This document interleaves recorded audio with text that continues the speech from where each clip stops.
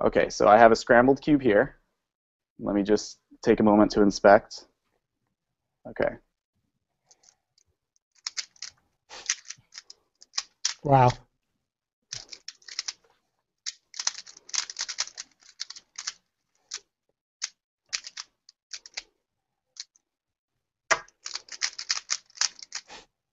I like the tap.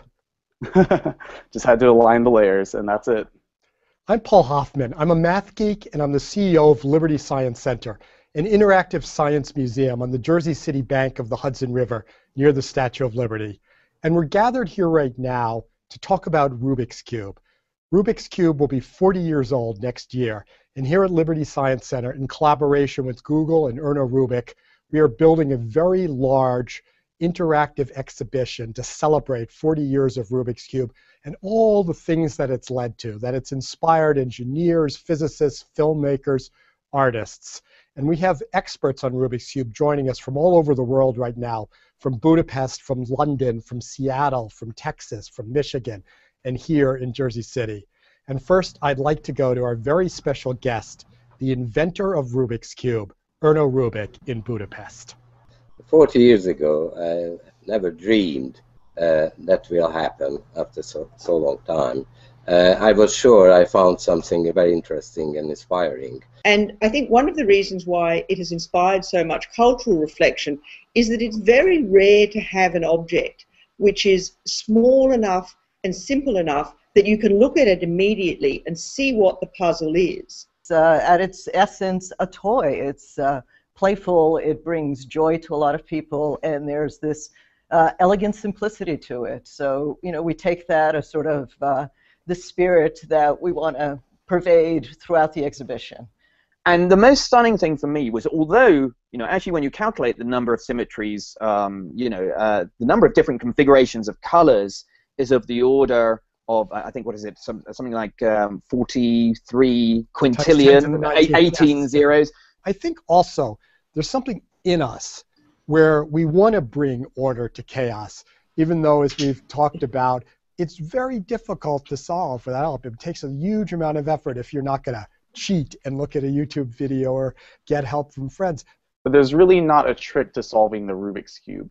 There are methods you can learn so that when you see certain positions, you'll know how to solve that specific part of the cube before moving on further along in your journey of solving the cube. But you want to solve it. We want to bring, I'm a messy person in general. I wish my office wasn't messy.